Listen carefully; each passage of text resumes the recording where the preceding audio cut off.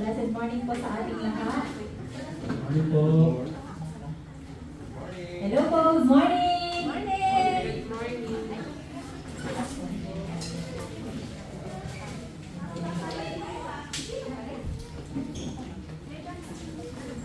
Praise God, ang dami natin. Amen. Amen.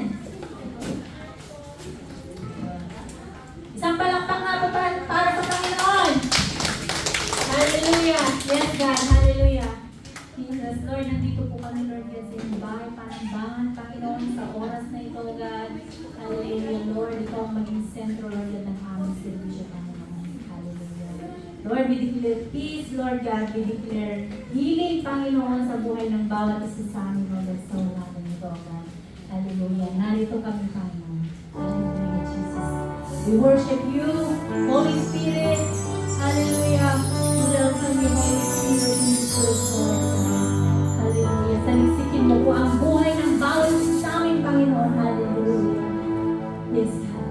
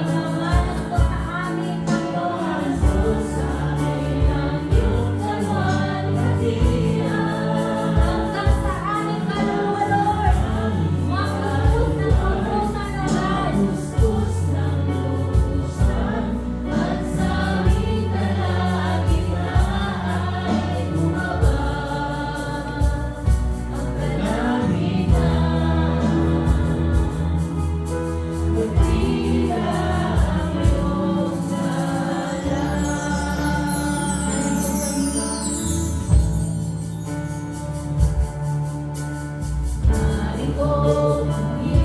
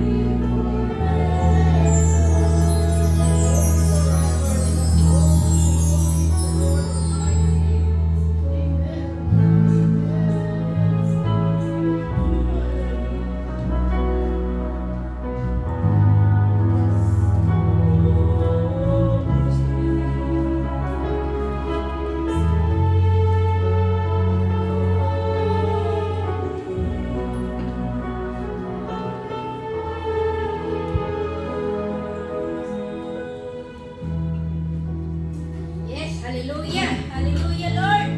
You are lifted high, Lord. You are lifted high. Hallelujah. All the angels cry. All creations cry, Lord. Hallelujah. You are lifted high. Hallelujah. Hallelujah. Hallelujah. Truly, Lord God, kasama ka namin, Lord. Kasama ka namin, Father God, sa bawat araw, sa bawat oras, sa bawat minuto, Father God. Hallelujah. Hallelujah, Jesus. Hallelujah. Lord, pagkasama ka namin, hindi kami na malulungkot.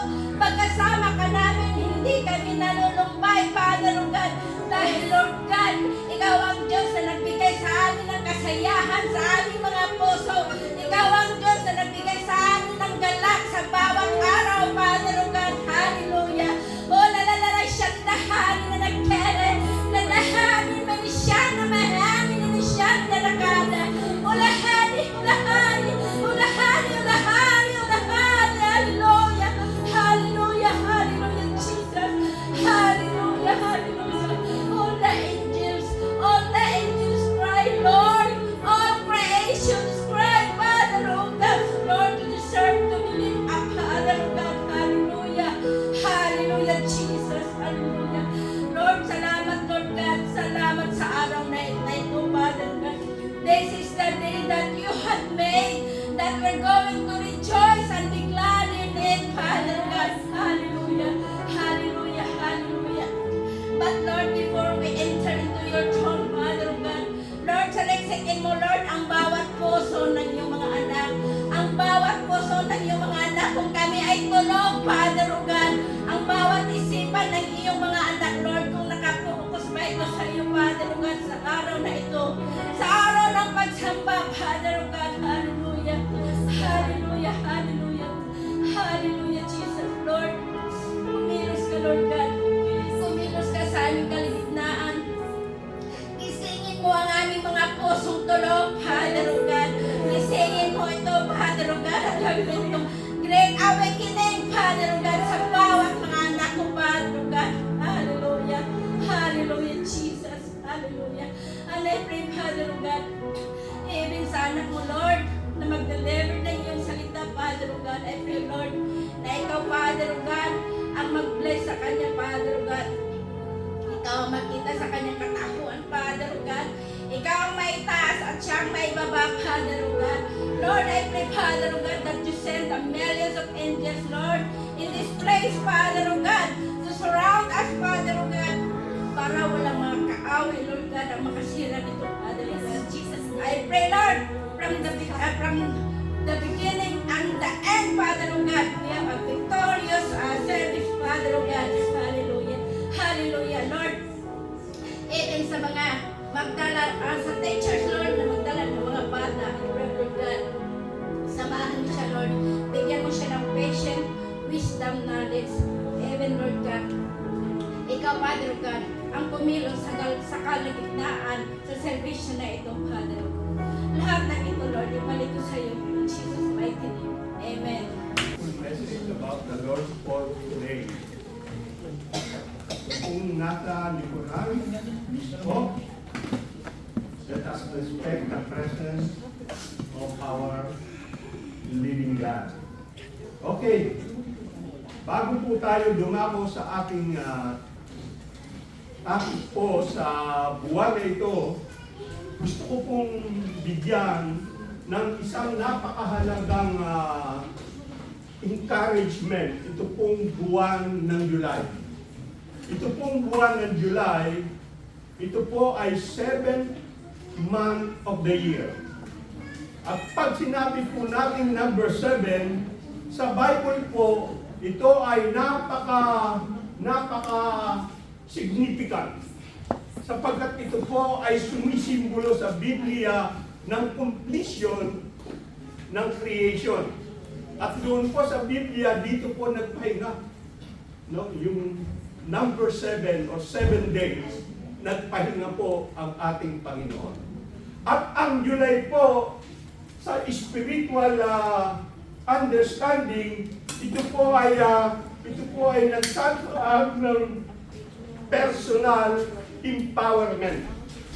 O ito po ay isang very creative man.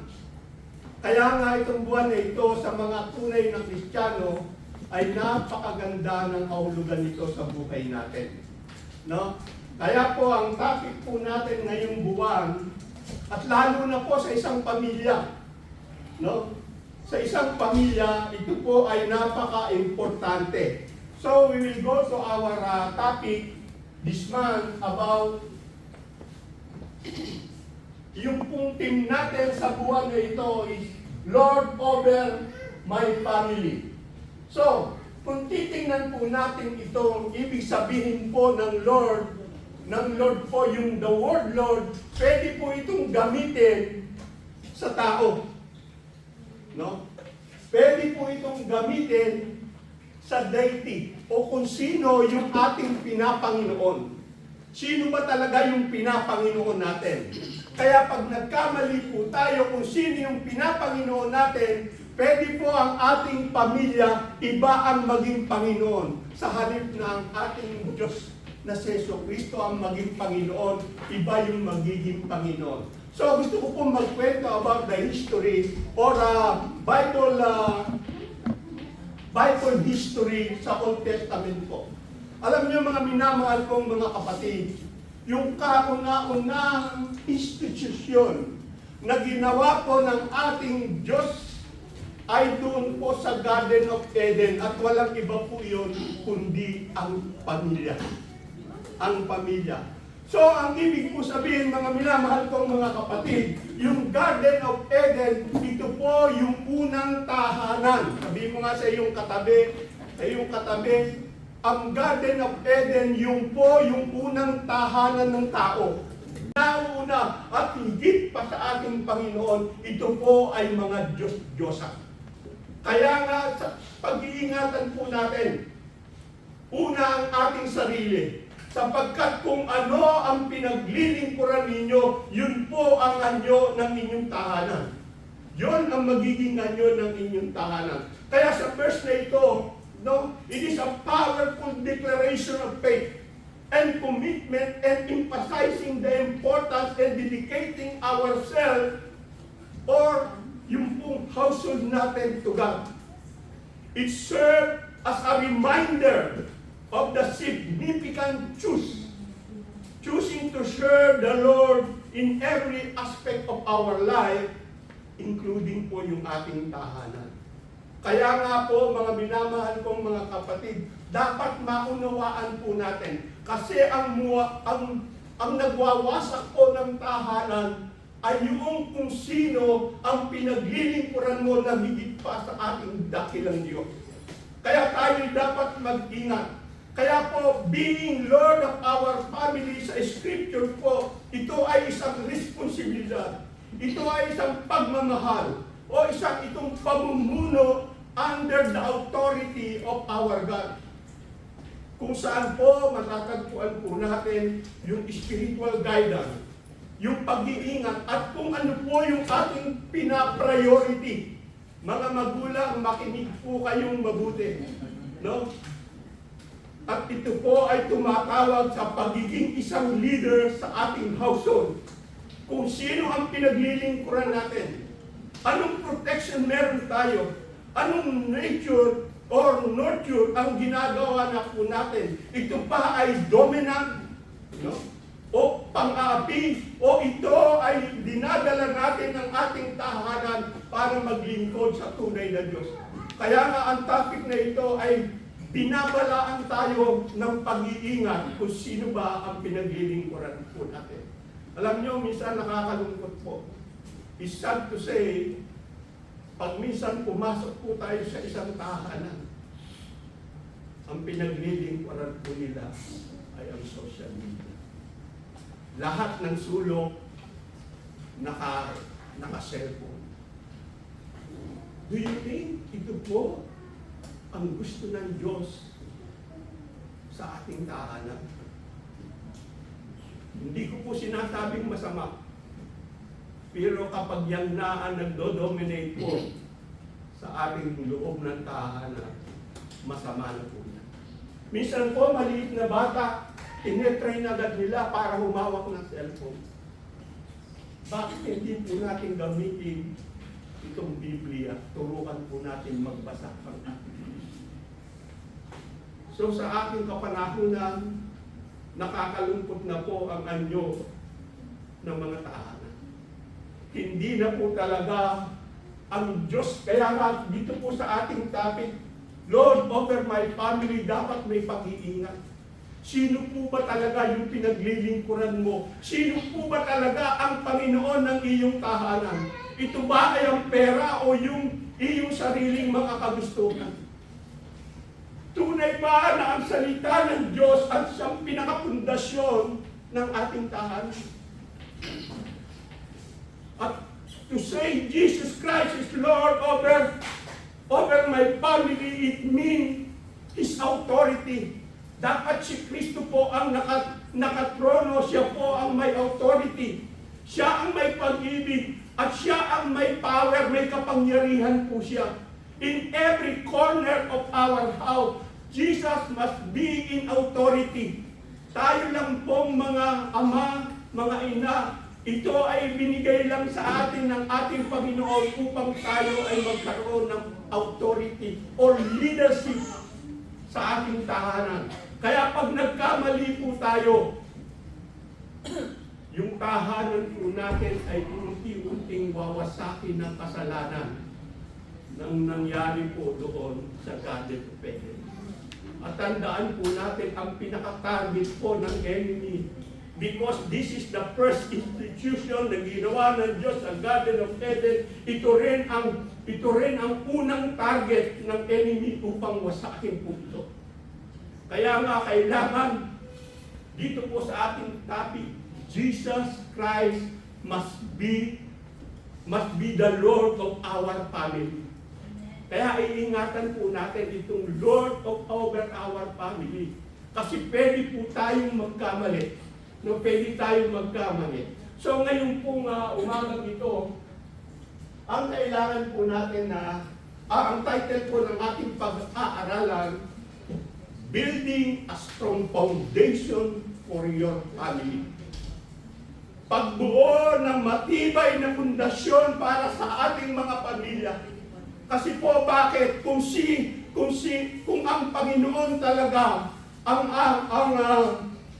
ating Diyos sa ating tahanan, dapat matibay yung pundasyon natin. Sino ba talaga ang nakapundasyon sa ating tahanan? Sabihin mo nga sa iyong katabi, sino ba talaga ang nakapundasyon sa tahanan? Kasi pag nagkamali po tayo ng pundasyon, tandaan po natin, pwede yung ating tahanan ay mawasak. Pwede itong masira nang dahil sa maling pundasyon. Ang sabi po rito sa Matthew chapter 7 verse 24 to 25, therefore everyone who hear, yung puraw nakikinig. Sabihin mo nga sa iyong katabi, makinig ka. Makinig kang mabuti. Sapagkat nakasalalay po dito kung sino talaga ang pinapanginoon ng iyong tahanan. Tandaan po natin kung sino ang pinapanginoon mo sa iyong mga sarili bilang mga magulang at ama o ina ng tahanan, yun din po ang pundasyon ng iyong tahanan. Kaya nakakalungkot mga kapatid, ang itsura o anyo ng iyong mga anak, yun po yung anyo ng inyong tahanan. So ano yun? Kung ano po ang pag-ugali ng inyong mga anak, yun din po ang anyo ng inyong tahanan. Kasi po bakit? Yung pong ating mga anak, sila po ang naglilitrato kung ano ang loob ng ating tahanan.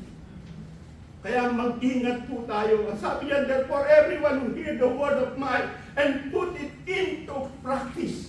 Sabihin mo nga sa katabi mo, ang tagal mo na nakikinig ng salita ng Diyos, hindi makita sa iyong action. Hello?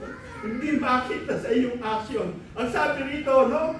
Hear this word of mine and put it into practice is like a wise man. Kinukonsidera po ng ating Panginoon na ito ay matalinong tao. No? Who build the house on the rock. Alam niyo po itong Côte d'Azur. Ang titibay po rito ng mga tahanan. Bakit po? Sapagkat dito nakabuild sa bato ang mga tahanan o ang bahay. Kaya kahit anong dumating na mga pagsubok o bagyo sa mga tahanan, hindi po sila madaling matumba. No. Ang sabi rito sa 25, the rain came down, and the stream goes through, and the wind blew, and beat against that house, yet it did not fall. Hindi basta po ito nagigiba. Kaya nga kung talagang si Kristo, ito pong rock, ay walang iba kundi ang ating Panginoon. The rock of our salvation. The rock of every family. Kailangan nakapundasyon po ito sa salita ng ating Panginoon sapagkat si Jesus ang salita ng Diyos na naging tao at nakasama po ng tao. So, ang title po natin, pagbuo ng matibay na pundasyon para sa ating mga pamilya. Unang-una, mga bagay na dapat po natin gawin. Recognize the Lordship of Jesus Christ in our home. Pagkilala sa pagkapanginoon ni Jesus sa ating mga tahanan. Hindi lang po si Jesus ay Panginoon, ngunit it means po si Jesus po din ay ang Panginoon ng ating tahanan. Hindi lang siya tagapagligtas, kundi si Jesus po rin ang Panginoon ng ating tahanan. Ang ibig po sabihin nito na si Jesus ang final word in our decision, values, and priority. Sino po ba ang priority sa atin? Kasi po pagka nagkamali po tayo kung sino ang pinibigyan natin ng prioridad, ito po ang nagiging Panginoon ng ating tahanan. Pero kapag si Kristo ang prioridad ng iyong tahanan, mga kapatid, nire-recognize mo na si Jesus ang Panginoon ng iyong tahanan. Lordship means leader. Kung sino yung namumuno sa tahanan mo, sino ba talaga? Ito ba ay kayamanan? Ito ba ay mga bagay sa mundong ito? Ito ba ang namumuno sa ating tahanan? Parents, children, your children will learn from you. Sa mga ama, ina ng tahanan, ang inyong mga anak ay natututo sa inyo. Kaya nga, mag-iingat po tayo. Kasi yung anyo, kung papaano ka namumuno, makikita sa iyong anak. Yung mga, mamaya po, dadaanan natin yung mga pag-ugali po natin. No? Ang sabi po ng Philippians chapter 2 verse 9, God exalted Jesus. No? So that every knee should bow down, every tongue will confess that Jesus Christ is Lord. Kumusta po ang tahanan niyo? Kilala ba ng inyong mga anak kung sino itong si Jesus? Ipinakilala niyo ba, mga kapatid, sa inyong mga anak kung sino itong Jesus nito? O dito lamang sa church, kapag nagsasalita lamang po yung mga pastor natin, doon lamang ninyo na ipakikita. Kaya mga kapatid, alam nyo ang mga Israelite people, kung gaano sila kakatalino, gaano sila very creative po sila. Kasi ang anak nila, bata pa lamang nagbabasa ng subukan niyo po pumunta ng Israel. Doon po sa Wailing Wall, may loob po doon. May mga nakasama ko sa Israel. Makita mo mga batang-bata talagang nakasubsob sa pagbabasa ng salita ng Diyos. Kumusta po kayo, mga ama ng tahanan? May time pa kayo na basahan o pagbasahin ang inyong mga anak sa salita po. Alam nyo, napakahalaga po nito. May isang religion po rito May isang religion na nag-e-exist na napakalaki ng billions ang kanilang may member. Bakit? Yung kanilang mga anak, pagkabata pa lamang, tinuturuan na nila, pinagbabasa na nila ng kanilang libro. Tayo po, mga minamahal kong mga kapatid, ang may aklat ng buhay. Meron po tayong salita ng buhay. May salita po tayo ng pag-asa. Ito ba ay nabubuksan sa kalagitnaan ng ating tao?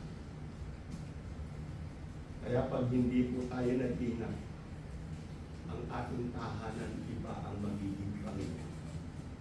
Sabihin nga sa iyo, kami mag-ingat ka. At ang pangalawa po, build the foundation of Jesus-centered family. Kailangan po si Jesus ang nakasentro sa ating pamilya. Kumusta po ang inyong pagsamba? Itaguyod ang pundasyon ng pamilyang nakasentro dapat kay Jesus. Alam nyo, mga minamahal kong mga kapatid, kapag ang ating pamilya, ang iyong mga anak, o ang ating tahanan nakasentro po na ang pundasyon po nito ay si Jesus, anuman ang dumating na mga pagsubok sa ating tahanan, hindi po ito basta nagigiba. Alam nyo, nag-celebrate po kami ng 43 years. Imagine, umabot po kami ng 43 ng aming pagsasama bilang magkasawa. Marami rin po mga alon ng buhay. Maraming mga pagsubok ng buhay. Maraming persecution. Maraming ginagawa ang enemy sa amin para wasakin ang aming tahanan. Pero glory to God. Ang pundasyon, ang pinakasentro ng aming tahanan ay walang iba kundi ang atin. Palakpakan natin. Imagine po, 43 years. Sabi nga ng misis ko nung magse-celebrate ko, nakatiis tayo ng ganong katagal. Kaya, kumusta po ang pagsamba niyo sa loob ng inyong tahanan? Kasi minsan, ang nagiging pag-uugali natin, ang pagsamba lang natin narito sa ating tahanan. Narito lang po sa Pilipinas. Narito sa sanctuary dito. Iba po ang pagsamba sa lugar na ito at iba rin ang pagsamba sa ating mga tahanan. Make church and family devotion not negotiable. Hindi pwedeng baguhin ito. Kung gusto mo na si Kristo talaga ang nakapundasyon sa ating mga tahanan, hindi po natin babaguhin ang ating pagsamba. Speak life. Let your home be filled with the words of God, the word of encouragement and not tear down. Ang nakakalungkot po minsan yung ating mga asawa tayo ang naghihila pababa. Yung ating mga anak kumukulang sa karunungan, tayo pa yung naghihila o tayo po yung nagiging katitisura ng ating mga anak. Mga kapatid, mga minamahal kong mga kapatid, kumusta po ang inyong mga anak? Kumusta po ang inyong pag-i-encourage sa kanila? Eh kung tayong mga magulang, nabubuli na yung ating mga anak doon sa kanilang school, sa mga tao sa labas, pagdating sa ating tahanan, kayo rin po ang nagbubuli sa inyong mga anak. What is the picture? Ano ang anyong tahanan? Pwede po itong masira. Model forgiveness. Lahat po ng tahanan may diferensya. Ikaw at ako may diferensya. We are not perfect. Pero ang gusto ng Diyos sa bawat pagkakamali natin, marunong tayo. Pero huwag mo naman abusuhin. Kung pinatatawad ka lagi, yun na yung ugali. Sabihin mo sa katabi mo, magbago ka rin. Magbago ka. Pwede tayong magkaroon ng pagpapatawad. Pero sabi natin, rebuking is better than system. Kasi ang taong nagpapatawad, sila po yung matigayang tao. Masayang tao. Create a family. Create a family altar. Yung daily reading of the Word of God. Kumusta po ang inyong ang prayer meeting niyo po sa loob ng inyong tahanan? O pagdating nyo galing sa trabaho, wala na po kayong prayer. Eh, kumusta po yung mga anak na nasa Philippines? Nagkakaroon ba kayo ng soup para ipanalangin? Hindi pa nga. Siguro sasabihin mo, parang ako yung kakapit ng Pasko. Kumusta po ang prayer ninyo kasama ang inyong anak? Kumusta po ang Bible reading ninyo? Sino po yung nagbabasa pa sa gitna ng kanyang pamilya? The Word of God. Wala pong makasagot ng yes. Bakit? Sabihin mo sa katabi mo, baka iba na yung Panginoon sa loob ng tahanan mo. Baka iba na yung pundasyon ng loob ng iyong tahanan. Ang sabi po ng 1 Corinthians chapter 3:11, for no one can lay a foundation other than that which is laid, which is Jesus Christ. Alam nyo, yung mga sumusunod na mga verses po nito, no? Ang sinasabi po doon, dapat kung sino may magtatayo sa ibabaw ng kasaligang ito ng ginto, pilak, mga mahalagang bato, kahoy, tuyong dayami, ang mga gawa ng bawat isa ay mahahayan. Sapagkat ang araw na magsasaysay, sapagkat sa pamamagitan ng apoy. Alam nyo, kapag ang ating tahanan ay nakapundasyon sa mga ginto, pila o anumang bagay sa mundong ito, susubukin ito ng apoy. Kung saan ba talaga nakatayo ang iyong tahanan. At kapag itong mga bagay na ito nakatayo ang iyong tahanan, tandaan po natin, may posibilidad na ang ating tahanan ay mawasak. Kaya nga po sa mga sumusunod na mga verses na ito, ang sabi po ni Apostle Paul sa mga taga-Korinto, don't you know that you are the temple of God? Sinabi niya, hindi niyo pa alam na kayo ang templo ng Diyos. Kaya nga kung sino yung nagtetemplo sa ating buhay na ito, siya rin ang nagtetemplo sa ating tahanan. Kaya kung si Kristo ang nagtetemplo sa inyong tahanan, sa inyong mga sarili, si Kristo ang nakatemplo sa inyong mga tahanan. Pwedeng tapikin mo uli ang iyong katabi. Sino ba ang nakatemplo sa tahanan? Sino ba talaga ang nakatemplo niya? Si Kristo ba? Okay. Number 3, take care of our home from spiritual grief. Iingatan po natin kung gusto niyo po talagang ang pundasyon ng ang Lord ng ating tahanan ay si Kristo, dapat nag-iingat po tayo. Alagaan ang ating tahanan mula sa spiritual na paglayo o backslide. Maraming mga tahanan, alam nyo, nakakalungkot talaga ang mga tahanan ngayon eh.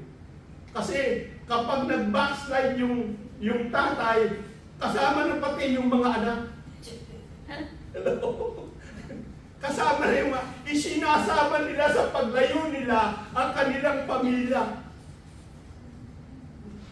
Kaya nga dapat ingatan natin kung talagang ang si Jesus Kristo ang pundasyon or yung siya ang Panginoon ng ating tahanan, dapat nag-iingat po tayo.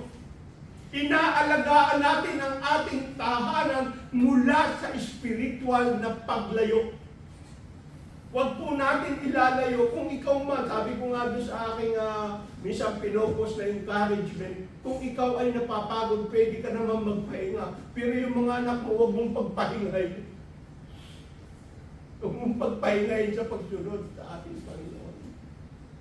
Ang sabi ng John chapter 10 verse 10, the thief come only to steal, to kill, and to destroy. I have come that may have life. I have eaten to the full.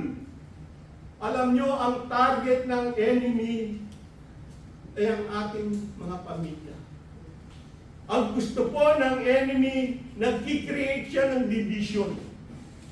Nag-create siya ng distraction, ng discouragement. Ito po yung mga bagay na ginagawa po ni Satanas upang wasakin ang inyong tahanan. Kaya kailangan po ng pag-iingat. Kailangan po natin maging mapagmasid po tayo. No? Monitor what is entered into your home. Through media. Nasabi po natin kanina yung media, minsan yung tahanan po natin, nako-conquer na ng media. Wala nang pag-uusap yung mag-asawa. Pati yung mga anak at mga magulang, wala nang pag-uusap. Wala nang panalangin. Wala nang devotion. Kundi lahat nakatutok sa media. Kapatid, suriin po natin ang ating mga sarili. Nakakalungkot, masakit man, pero aminin po natin. Ito na po ang maraming anyo ng tahanan. Maging mga Kristiyano ngayon, ito na ang anyo ng tahanan. Sana po magising po tayo. Hindi po natin alam bukas makalawa, padating na ang ating Panginoon. At kapag nadatnan ng ating Panginoon na ganyan ang anyo ng ating tahanan, kapatid, mga magulang, mga ina, at ama ng tahanan, responsible po kayo sa ating Panginoon. Hindi po tayo makakatago. Hindi tayo makakatago. Bakit dinadala po tayo ng salita po ng Diyos sa ganitong kapahayag? Baka ikaw na ito. Hindi mo nga kayo katabi. Baka ikaw na yan. Kasi ang tahanan po ay sumisimbolo din po ng ating pagkatao. Tandaan po natin, hindi ko kung uulitin, ang tahanan po ay sumisimbolo rin ng ating pagkatao. At kung ano yung pagkatao mo, yan yung nagpoklok sa loob ng iyong tahanan. At tinatarget ng enemy ng masakit. Kaya mag-iingat po tayo. No? Be watchful. I-monitor po natin kung ano ang pumapasok sa ating tahanan. Through media. Kumusta po yung mga kaibigan ninyo? Yung kaibigan ninyo. At inyong mga pag-uugali at yung ating mga gawi. Alam nyo, yung minsan mga pag-uugali natin, minsan yung sumisira una ng ating pagkatao. Yung pag-uugali natin, yung mali nating mga gawi, yan ang sumisira rin ng ating tahanan. Hindi po lahat ng kaibigan, dadalhin po tayo, maaring nagpupunwaring mabuti, pero nagiging division. Nagiging sanhi ng pagkawasak ng pamilya. Kaya nga, doon po sa Garden of Eden, mag-iingat po tayo sa ating pinakikita.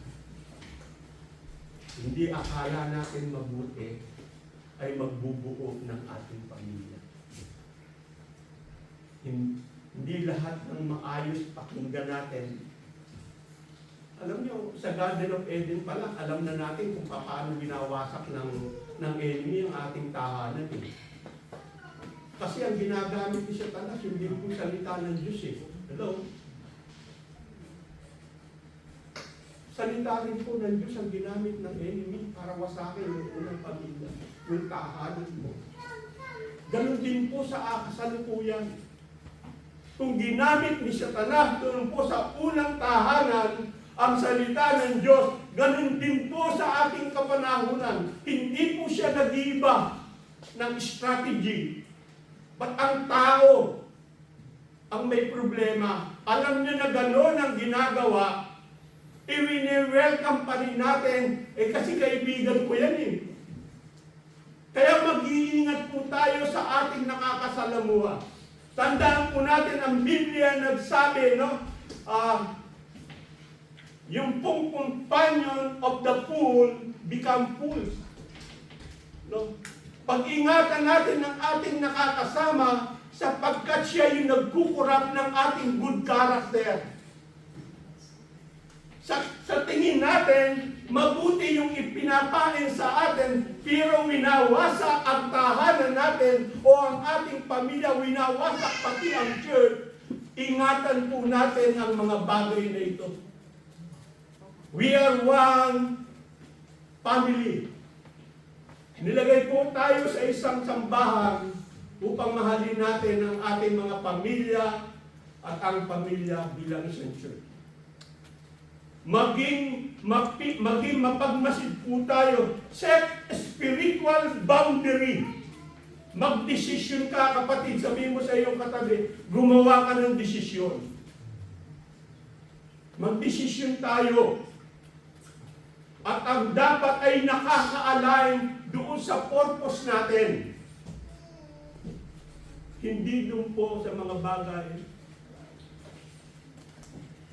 na wala sa layunin ng Diyos sa atin. Minsan ang pakiramdam natin, di ba? Di ba naramdaman niyo na ba yung, okay, maganda yung ating napapakinggan, maganda yung ano, pero ang nangyayari sa atin, inihiwalay tayo doon sa kabuuan ng ating pamilya. Inihiwalay tayo doon sa church. Do you think that is from God? Hello? Tangin natin, do you think that is from God? Binigyan tayo ng isang pamilya, binigyan tayo ng isang Diyos upang buuin, mahalin natin ang pamilyang yun tayo, tapos papasukin ng iba para wasakin ang ating pamilya. Alam nyo, mag-iingat po tayo. Kasi nangyari na po ito sa atin one time. At kayong mga kapatid, nangyari na alam ninyo, spiritual life is very strong. Na pwede po kayong i-drive sa mali. Ang gaganda, may mga Bible reading pa kayo, merong mga promises, merong anointing, pero inilig kayo doon sa iba. Hello? Mag-ingat po tayo. Mag-iingat po tayo. Set a spiritual boundary. Kasi yung layunin ng Diyos sa iyo ay mawawala, mahahadlangan.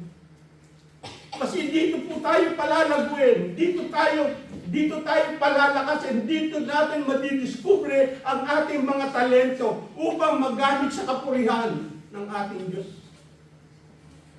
Kaya ingatan po natin, no? Alam niyo, minsan nangyari po sa buhay namin, may bumisita po sa amin na isang tao na okay, kaibigan. No, kaibigan. Tapos, nilagyan yung loob ng tahanan namin ng mga problema niya. Nung umalis siya, kami ng mag-asawa sino po yung nakakaranas ng ganun?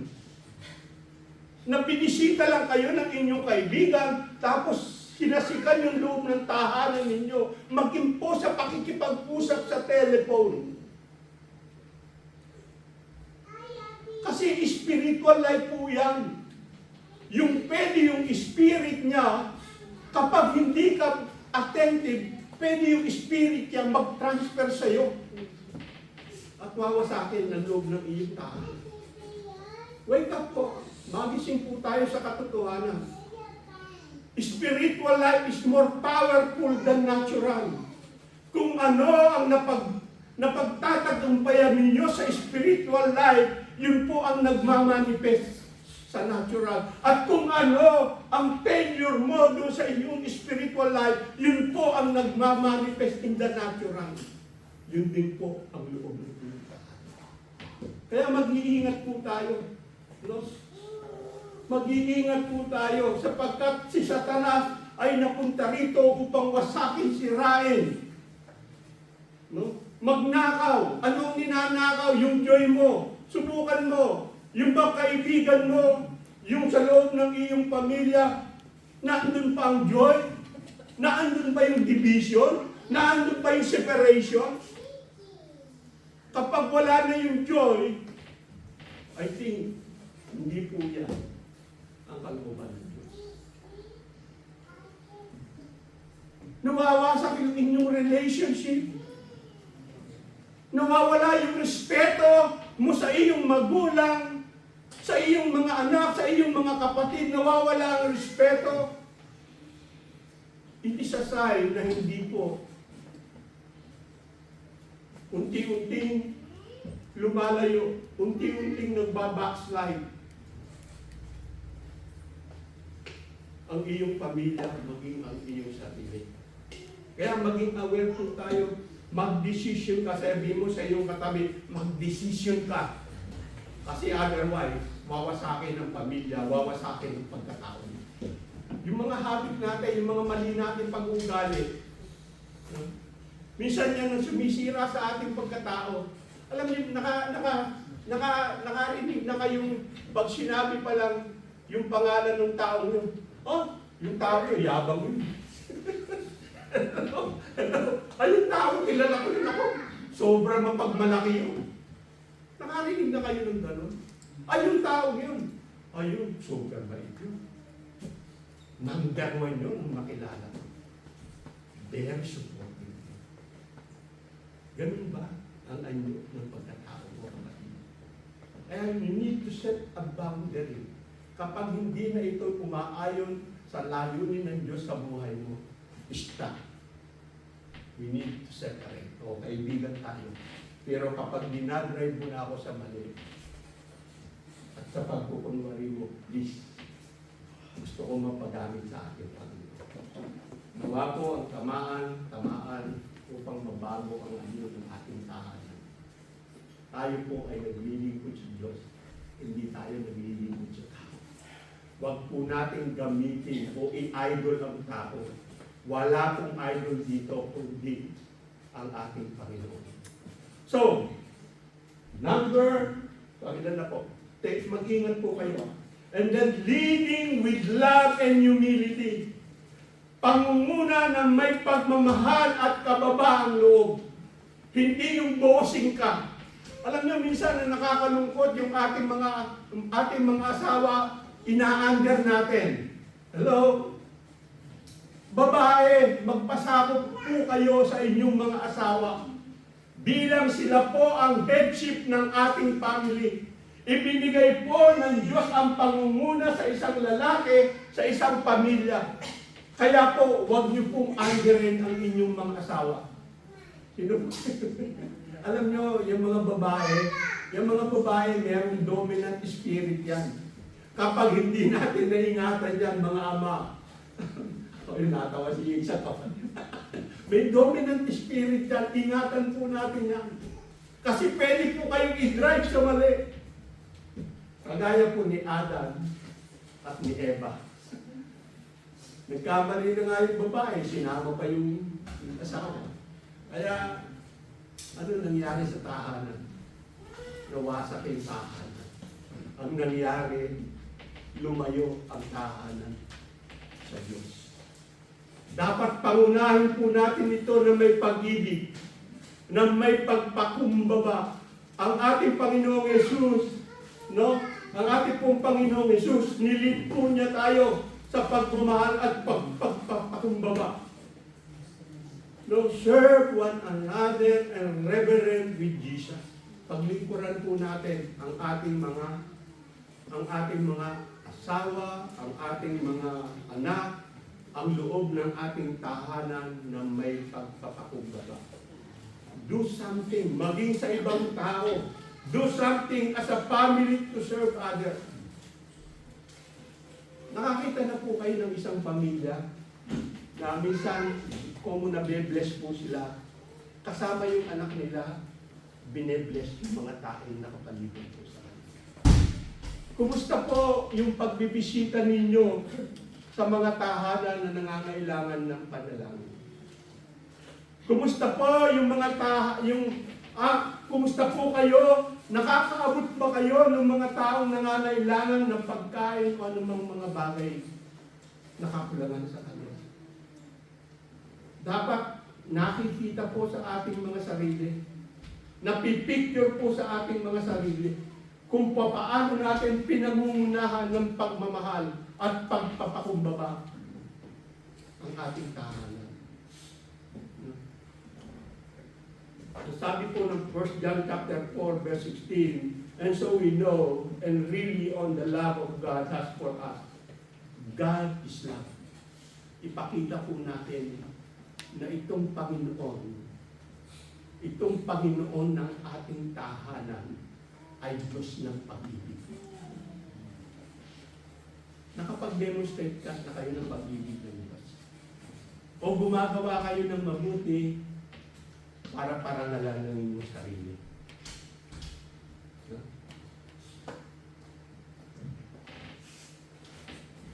So, matuto po tayong magmahal ng tama. Kasi sabi ko nga, pag nagtanim kayo ng pagmamahal, aani kayo ng pagmamahal. Subukan mong mahalin ang iyong kapwa. Makakaranas ka ng pagmamahal sa kapwa. Alam nyo, minsan naiiyak po ako sa Panginoon. Naiiyak po ako sa Panginoon. Minsan, lumalabas po tayo. Ito aminin ko po sa inyo. Nang dahil, siguro natuto akong magbigay. Natuto akong magbigay sa mga tao na nangangailangan din. Even with Gcash, ginagamit ko po ang Gcash ko. Makaabot lamang ako ng mga tao na nangangailangan. Alam nyo, yung ibinibigay ko sa mga tao yun, higit pa ang dumadating sa akin. May mga taong lalapit sa akin, Pastor. Inatsa ko ng Diyos eh. Sabi ko, praise God. Praise God. Minsan po, sa social media, nakikita nila yung mga ipinopost. Alam mo, may magme-message sa akin, Pastor, pwede mo bang ipadala ang Gcash mo? Sabi ko nga sa inyo, pag nagtamin kayo ng pagmamahal, aali rin kayo ng pagmamahal. Kaya hayaan nyo yung inyong tahanan maging source ito ng pagmamahal. Sapagkat yung Diyos na ating sinasamba ay Diyos na mapagmahal. God is love. Whoever lives in love lives in God. And God is in him. Ang Diyos ay nasa ating tahanan. Meron po ba kayong natutunan? Sa umaga? Palakpakan na po natin. Very serious po yung mga mukha natin. Siguro na-touch po tayo ng ating mensahe. Kasi talaga po itong mensahe dito, magsasalita po ito kung ano ba talaga ang priority sa loob ng iyong tahanan. Alam nyo, hindi lahat tayo pinayaman ng Diyos. Hindi lahat po tayo ibinigay o isinupply ng Diyos nang higit pa sa ating mga pangangailangan. Pero ang nakatitiyak po ako, habang po tayo ay naglilingkod na may katapatan sa Diyos, hindi ka pagkukulangin ng ating Panginoon. Sino po yung nagkulang na? Wala pong sumunod sa Diyos, walang pamilyang sumunod sa Diyos na pinagkulang ng ating Panginoon. Kasi po yung Diyos natin sinasamba, He will supply all our needs according to His glory. Kaya nga po si Jesus ang pinakapundasyon ng ating pamilya. Hindi tayo magtutulak. Hindi niya tayo pamilya. So dadako po tayo sa closing challenge. Gusto ko po magkaroon ng challenge. Pwede pong magbuo yung mga pamilya sa pamilya. Yung pamilya sa pamilya, will you please kindly. At kung wala naman yung pamilya, sige po, buuin niyo po ang inyong mga pamilya. And sa umagang ito, we will make a declaration. Gagawa po tayo ng isang deklarasyon. Challenges sa bawat pamilya. Sige po, pwede po yung tumayo po tayo at hawakan po natin, maging yung ating mga anak. Buuin po natin ang ating pamilya.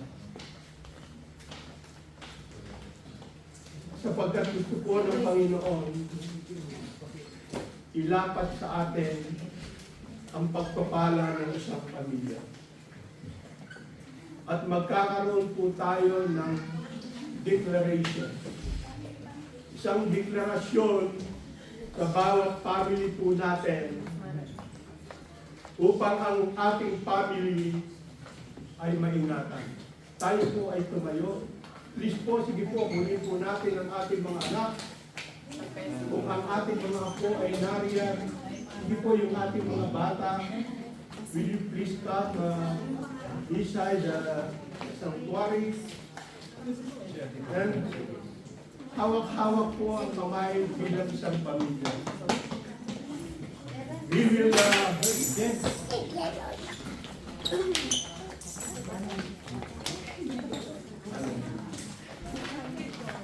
magkakaroon po tayo before we are going to our communion. Magkakaroon po tayo ng isang closing challenge sa every family. So, ang sabi po rito ng Joshua, si Joshua po, hindi. Are you ready po? Yan. Okay, ang sabi po ni Joshua, hindi po sinabi ni Joshua, as for me, I will serve the Lord. Ngunit ang sabi po ni Joshua, as for me and my household, we will serve the Lord. Ang buong sambahayan, ang bawat sambahayan po natin ay maglilingkod sa Diyos. At ito po ang challenges. Challenge you make to make declaration. Sige po, sabay-sabay po natin sabihin ito, Lord, nang malakas po, Lord, you are the head of my home. You are the head of my home. Every decision, every plan, every relationship in my family, I declare, must be under your leadership, your protection, and authority, in Jesus' name. Amen. Palakpakan po natin ang ating Panginoon at kailangan po natin ito, mga minamahal ko, mga kapatid. The most important things in life is to walk.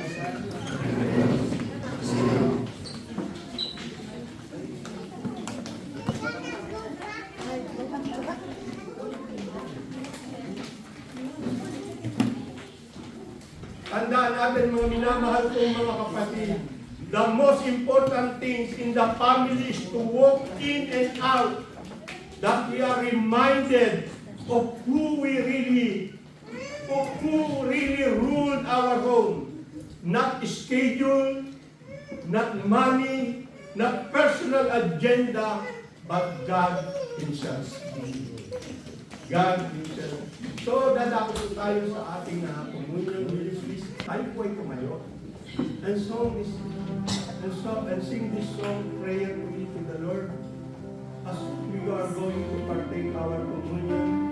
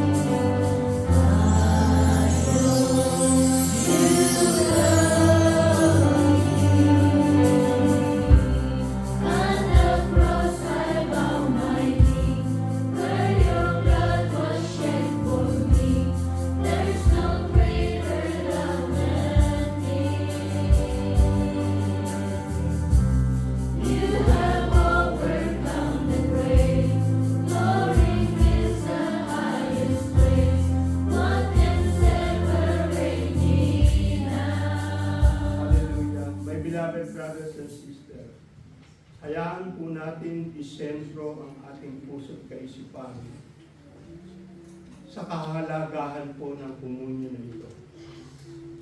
Allow us to focus on the love and sacrifice of our Lord Jesus Christ. Ito po, komunyon na ito ay magre-remind po sa bawat isa sa atin kung papaano po dumaloy doon sa cross ng Kalbaryo ang dugo ni Kristo na nagdala po ng kagalingan sa ating mga katawan, sa ating mga pagkatao. No? And as we partake this communion, alalahanin po natin yung sakripisyo at yung significant nito sa ating mga buhay. Ang kahalagahan at yung ating pasasalamat sa ating Panginoon sa ginawa niya doon sa cross ng Kalbaryo. At nangako po ito pong komunyon na ito ay sasagisag po ito ng ating restoration, yung kabuuan ng pagkatao natin nang dahil si Kristo ay muling nabuhay. Heavenly Father, as we approach to the sacred communion, we reflect on the profound sacrifice of Jesus Christ. We acknowledge yung malalim na pag-ibig ng aming Panginoon na nagdulot ito ng aming kaligtasan. We are so grateful for His blood, for His body that broken for our healing, and His blood shed on our redemption.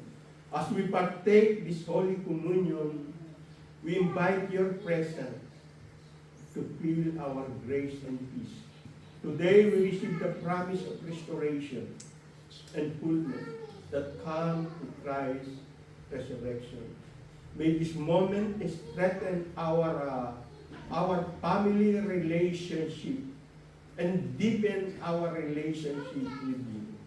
In Jesus' mighty name we pray. Amen.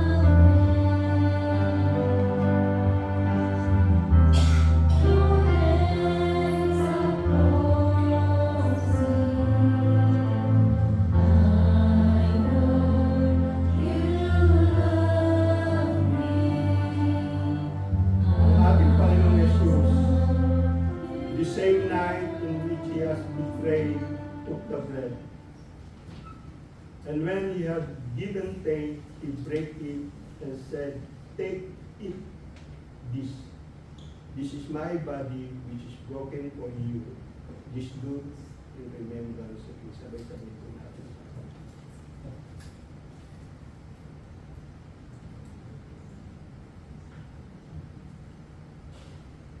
After the same manner, he also took the cup when he had supped, saying, "This cup is the New Testament in my blood.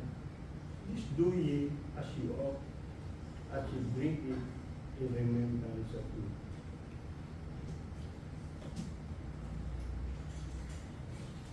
Father God, salamat po sa communion ito. We do believe, Father God, na pinalakas mo ang aming relationship as a church, as a family, at pinalakas mo ang relasyon ng bawat pamilya. Salamat po at kami po'y nananampalataya na ang aming pamilya ay maglilingkod sa iyo. Anuman ang mangyari, anuman ang pagdaanan, hindi po kami may pag-iwalay ng mga pamilya. But Lord, kami po ay magbibigay ng isang vow sa iyo sa oras na ito na ang aming pamilya ay maglilingkod sa iyo. Salamat po ng marami, gawa ang komunyon na ito ay magkaroon po ng impact sa bawat pamilya, sa bawat isa sa amin, na kami po ay tao, kami mga anak mo, na kami po ay under your care, under your provision. In Jesus' mighty name we pray. Amen. Blessing ng Lord. Amen. Ilan po tayo lahat gusto natin maranasan kung ano yung pagpapala ng Panginoon. May 3 keys para po lalo tayo pagpalain ng Lord. Number 1 po, kagaya na nabanggit ni Pastor kanina ay priority. Sino po ba ang ating priority sa ating pagbibigay sa Panginoon? Kailangan po God deserves the first. Hindi po yung leftover yung bibigyan po natin sa Lord. Kasi po, deserving po talaga ng Lord na siya po ang unahin natin sa lahat po. Lalo na po sa pagbibigay natin sa Panginoon. Dahil sa mga nag-exhort dito, lagi po na yung malimit marinig na ang lahat ng meron tayo ay galing sa Panginoon. Lahat ng tinatangkilik po natin. I believe na pag po tayo ay tapat na nagbibigay sa Panginoon, ay ang Lord po talaga ay nagpoblo po yung blessing sa atin at patuloy tayong pagpapalain ng Lord. Second po, kailangan yung obedience natin. Kailangan po ano yung ating sinasabi sa atin ng Lord about giving. Kailangan sundin po natin yun. Kasi andun po yung kailangan nating sundin ng Panginoon dahil kaya yung pinapasabi sa atin at pinasusunod sa atin ng Lord para po lalo tayong pagpalain pa ng Lord. Kasi yun po yung gusto ng Lord yung po tayo ay pagpalain sa lahat ng aspect ng ating buhay. Kasi po pag tayo lumalakad na may pagsunod sa Panginoon, yung blessing niya talagang mararanasan po natin yan. At talagang makikita po natin yan sa pagsunod natin sa Panginoon. At hindi lang po tayo ang pagpapalain ng Lord, kundi po ang ating mga pamilya, ang ating health, sa lahat po ng aspect ng ating buhay. At ako nga po ay may share lang po sa inyo dahil talagang I praise God at nagpapasalamat ako sa Lord dahil hindi lang po yung family namin ang pinagpapala ng Lord, but I see in my family rin po. Kasi po yung kapatid ko ay safety engineer sa Saudi po. So, may branch po sila sa Amerika. At praise God po dahil nag-apply po siya sa Amerika at na-approvahan naman po siya na magkaroon po ng visa. And ang nakakatuwa nito, kasama na yung family niya papunta sa Amerika. At kung ano po yung position niya as a safety engineer, ganun din po yung magiging position niya sa Amerika. So, I'm praise God talaga na talagang yung blessing ng Lord, makikita po natin yan. Talaga, hindi po yung pwedeng hindi natin makita. Kasi ipapakita yun ng Lord sa'yo at ipapadama sa'yo ng Lord kung paano niya i-bless sa mga anak niya. And third, ay to be faithful to the Lord. We must be faithful to the Lord, lalo na po sa ating pagbibigay. Kasi kung ang Lord po ay kung faithful po tayo sa Lord, si Lord po ay faithful na magpo-provide po sa mga needs natin. Kasi talagang pagka yung pagsunod, yung paglakad natin sa Panginoon, our God gives the blessing to us. And the blessing will follow if we are faithful to the Lord. Hawakan po natin ang ating handog at ikapupo pa sa Panginoon tayo na lahat. Lord Jesus, thank you so much, Lord. You are worthy of our praise, Lord. Thank you so much, Lord. You are the God of all God, Lord. You are the King of Kings, O God. Thank you, Lord, sa kabutihan mo at pagmamahal mo sa aming Panginoon. Salamat sa mga blessing na aming natatanggap sa bawat araw. Salamat din, Panginoon, sa inyong protection. Salamat, Lord, na ikaw ang nagpo-provide ng lahat ng aming pangangailangan, Panginoon. Maraming salamat, Panginoon, sa aming salita na aming napag-aralan sa oras ng Panginoon. Dalangin namin, Lord, na ikaw po ang maging sentro ng aming bawat pamilya, Panginoon. Na ikaw po ang mamuna sa aming sambayan, Panginoon. Lord, dalangin ko din po, Panginoon, sa aking mga kapatiran na wala pong trabaho, Panginoon. Dalangin ko, Lord, na ikaw po ang magbigay ng tamang trabaho sa kanila, Lord, Panginoon. Dalangin ko, Lord, na ikaw mag-bless sa bawat isa sa kanila, Panginoon. Dalangin ko rin, Lord, na patuloy niyo pong pagpalain ang bawat isa sa amin. Kaya naman po, Panginoon, binabalik namin ang aming pinakamataas na pasasalamat, mataas na pagsamba sa iyo, Panginoon. Sa pangalan po ni Jesus. Amen.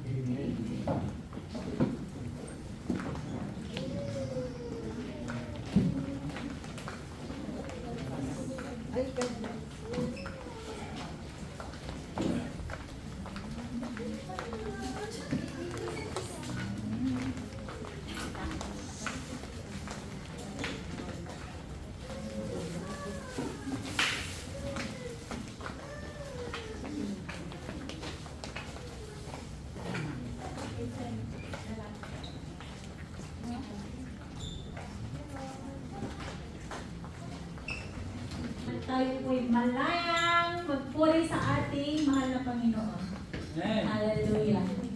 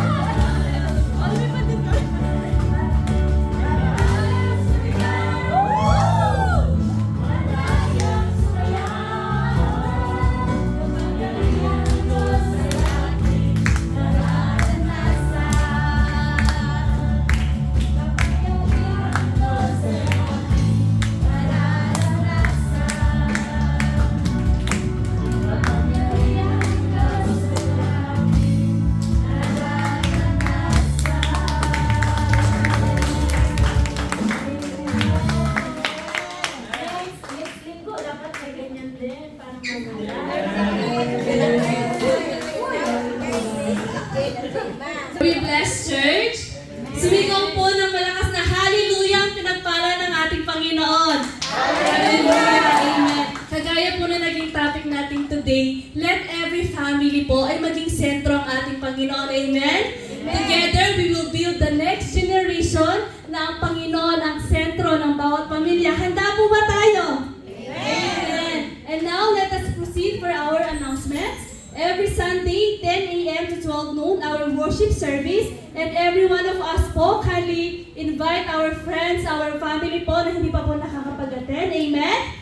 Amen. Magkita-kita po tayo sa next na linggo. Amen? And then we have online midweek services po. We have online Bible study every Wednesday from 8 p.m. to 9 p.m. It's only 1 hour. If you're free po, you can attend po via Zoom. And the same in 8 p.m. to 9 p.m. every Friday, we have online prayer meeting. And then if you have your prayer request, meron po tayong mga papers and pen po doon. You can put it in the box at sama-sama po natin pananalangin. Amen?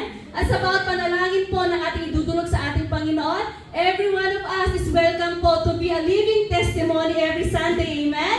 Amen. Kaya po kung wala na pong ibang announcement, dito po pansamantala nagtatapos ang ating gawain at magkita-kita po tayo sa susunod na linggo. Amen? Amen. Purihin po ang ating Panginoon.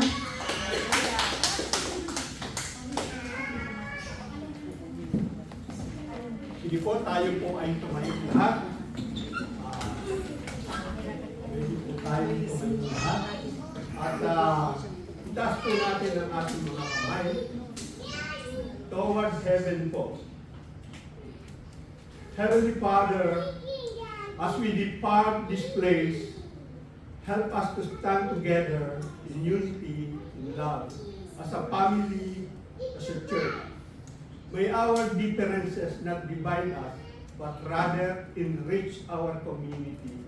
Let us be the reflection of your love, showing the world that we are together. We can accomplish great things for your glory. May the love of the Father and the sweet fellowship of the Holy Spirit be with you. Everybody say, Amen. Amen.